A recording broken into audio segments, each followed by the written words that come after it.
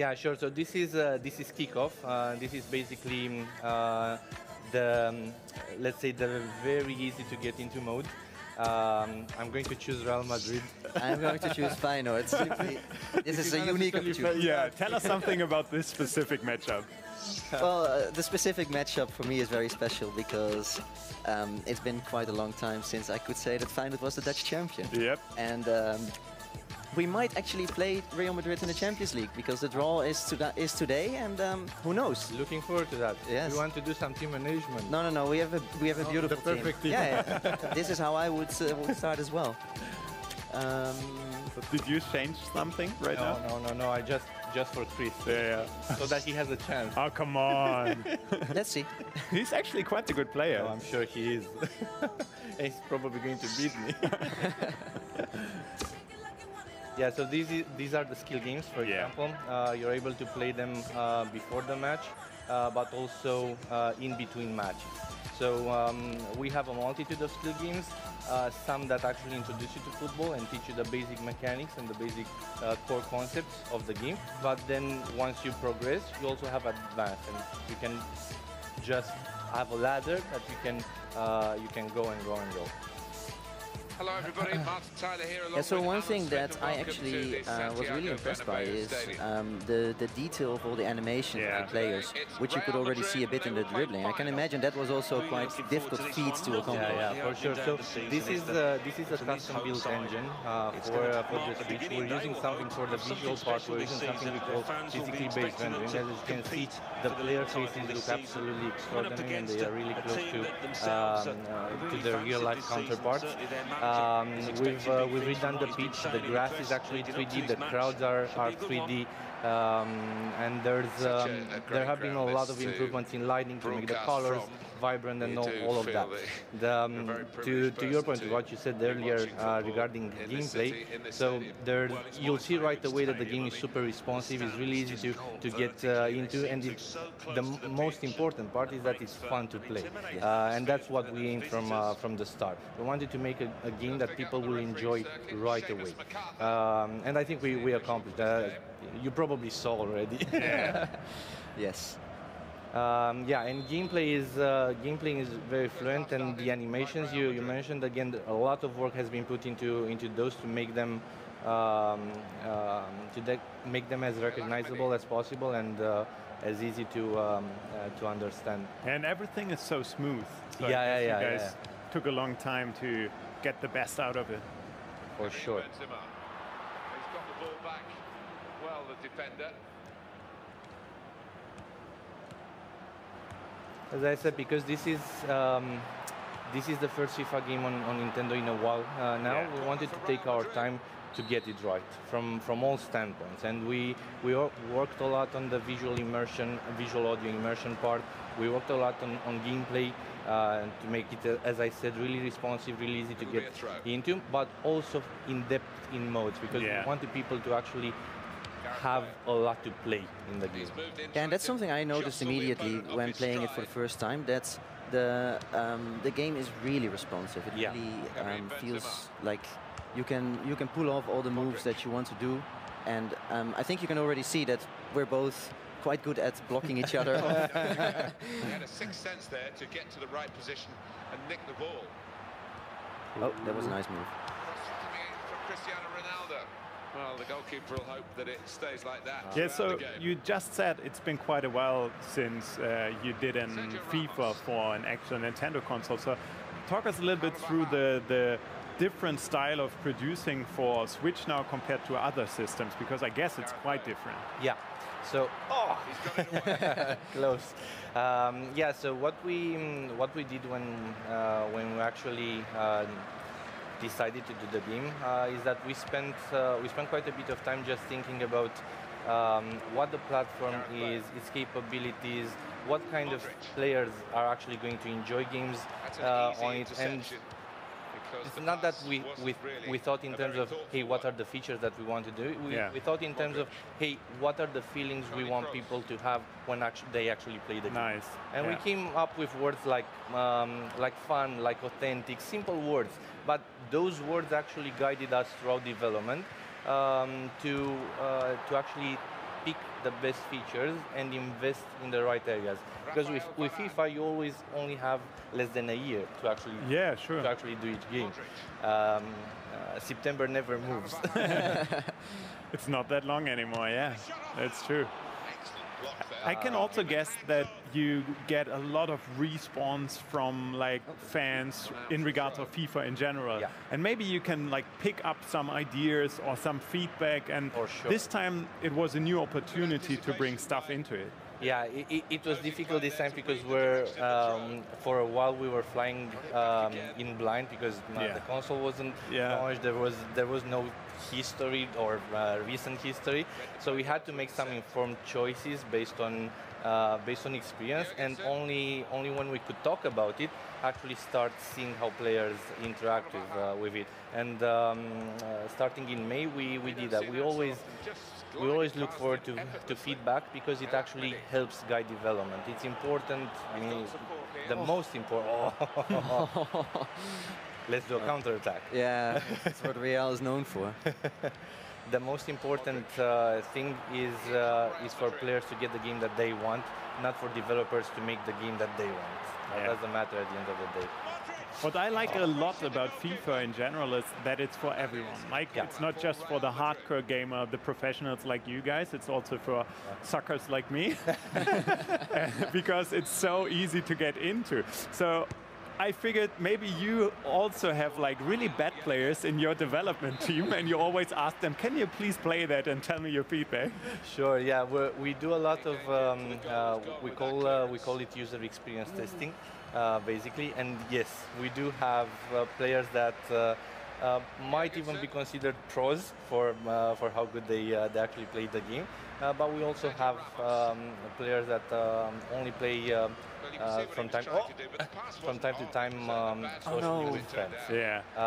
And we have to cater towards all those players. We're not doing the game just for one section of the audience, but for everyone. As you said, it's a world's game at the end of the day. Well, one thing that I also really like is that it's very fast. Yeah. Like just everything, you really boot up a game really quickly.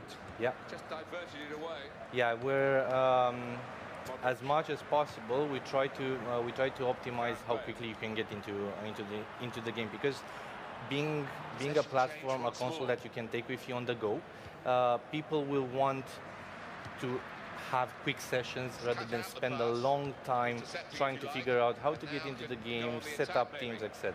Exactly.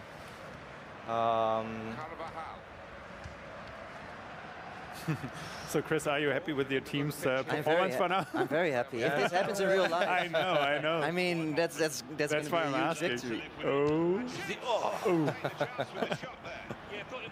Yeah, this will be me stressed for the TV. No, Chris plays really, really good. I'm already interested in the stats. Like, it will be interesting to see. Oh, there we go. Oh, he's too passing. slow. 73%, 76 for Andre. Oh, ball is still hot. I never have a lot of possession. Oh, that was a beautiful trick. That was great. Didn't do anything though. You're still in it. That's what you think. It raised my heartbeat. But that just makes you stronger, right? Oh. Everything is about continuous pressure. Yeah. You just go and have a stab at his morale. Yeah. Slowly. No. Oh, why did I do I'm this? not going to score this. Oh, that's very kind. That's beautiful. Here, you can have the ball. Thank you. Yeah, so to your point earlier, we spent a lot of time actually understanding what the console is and what player want to be able to cater the experience towards that. So you can play in tabletop mode, you can play in handheld, you can play in docked. What we're seeing right now, for example, is 1080p running at 60 frames per second. When you plug it out and you play in handheld, it's 720p running at 60 frames per second. And we spent a lot of time making sure that transition happens seamlessly, and you still get 60 frames per second, because that's the beauty of the console at the end of the day. Absolutely. So let's take this halftime pause for continuing the talk about the game modes, because as you just said, we were talking about local seasons, of course, but there's more. Yeah, there's more, and most importantly, we're launching Ultimate Team for the first time ever on Nintendo, and actually it's going to be the first time you're going to be able to play Ultimate Team on the go. Up until now, you can't, but maybe we can watch something. Yeah, definitely. I know that we have a trailer available, so let's have a look at Ultimate Team. I am Carlos Puyol, Deco. JJ Okocha. I'm a FIFA Ultimate Team icon. These are my stories. Young Rio Ferdinand, the quickest, the silkiest defender on the planet. Who had skills like him? Old Thierry Henry was still fearless, better left foot, better right foot, better vision, overall a team player. I was a very brave goalkeeper in 1992. I was coming for crosses, but I was thinking that I could do anything. Ser el capitán para mí era un orgullo, una responsabilidad también. Tuve la suerte de poder levantar las 6 copas en un mismo año. 1995, beautiful, of course, yeah. For a young guy approaching the football and won everything that you can win, come on.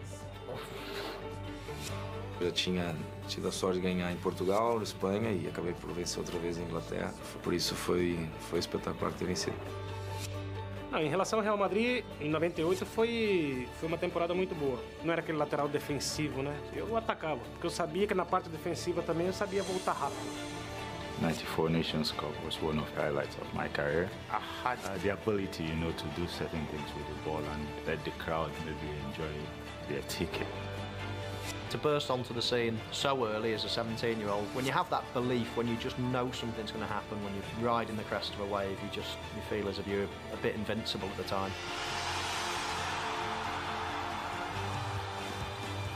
We are back in the Nintendo Red Cube. That was quite the interesting trailer. Yeah. Thank you for that. So Ultimate Team, I know that so many people just love it, right? Yeah, absolutely. Since the launch, it's such a highly anticipated mode. It's grown every year, and it's our most popular mode. Yeah. So we're really excited that we actually managed to launch it on Nintendo as well, and just kudos to the entire Nintendo team who has been supportive from day one to actually make it happen.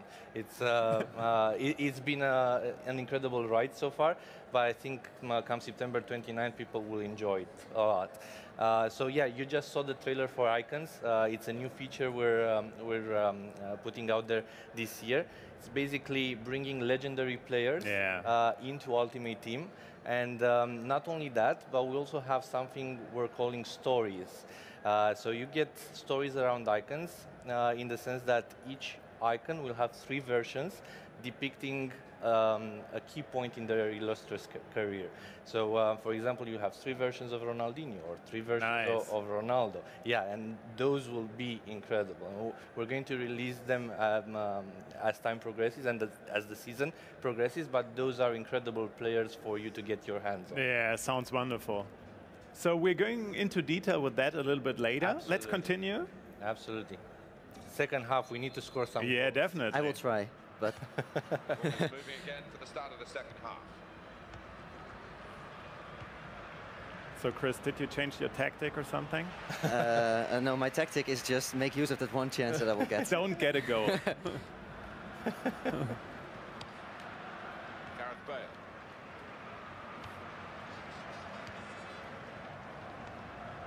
El Ahmedi. Oh. We can tell he knows the game. Good combination there. To get to the right position and nick the ball. I'm not quite sure how I would feel about that game as a spectator. Like, if I would be in there paying for the ticket. I would say this is a very realistic display. Yeah, that's true. But do we want that? I'm not sure. Trust his goalkeeper's footwork here with a back pass.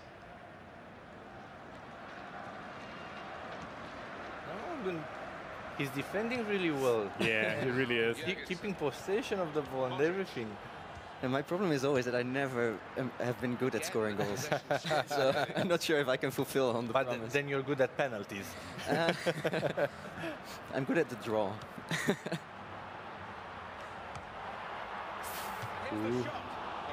No one there. they're getting tired.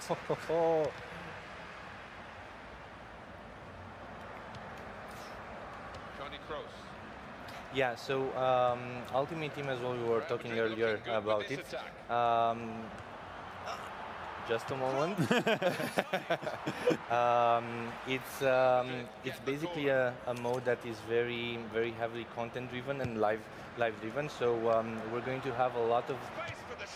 Ooh. It was inevitable. No, he let that in. No. Yeah. I tried to push it forward. Man, it went off my shoulder. Yeah. Here's the goal again. And he never misses from there. Yeah, so we're going to have a lot of live campaigns. So people that are already familiar with the mode, will, for example, recognize Wants to Watch, Team of the Week, Team of the Season, and all those will basically be 365 days per year, every week, every month, matching everything that happens in real life football.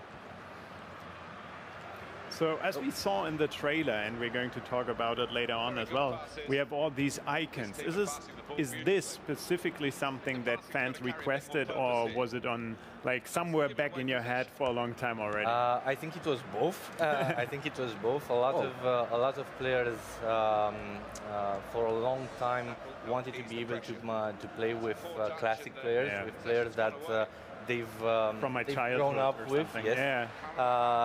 But that don't play anymore, so it was impossible up until now. But Icons allows you to do that. Yeah, exactly. And not only allows you to do that with one version of that player, but also 3 versions of that player.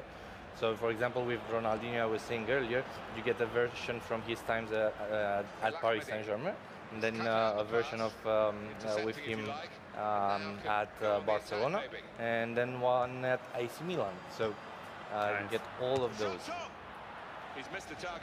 So, Chris, I will try to keep him in a discussion, and then you. It's much appreciated, but he's not giving me any space. He's not giving me any space. That's the problem. Yeah. You guys are doing good, so don't worry. No, but this is not fair. Either he needs to pick a different team, or I have. No, it's fine. He wanted. Exactly. He wanted that one. See, here's going. It's gonna happen. Oh, the nerve. Chris, you had the chance. He did a skill move there. Yeah. Just one chance.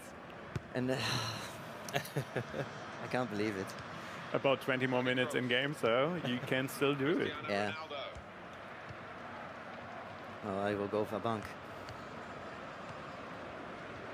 So, Chris, even though you are the one who needs to still score, maybe you can tell me something, because you played it for a while now. Yeah. And that's something special compared to everyone on Gamescom, I guess. So, what are your main reasons to get FIFA 18? Because I know that you are pretty happy with that. Well, one thing that, as I mentioned before, what I really like is the amount of freedom that you have in the animations, because it really feels like you can pull off every move that you want, even when you're playing with a single Joy-Con.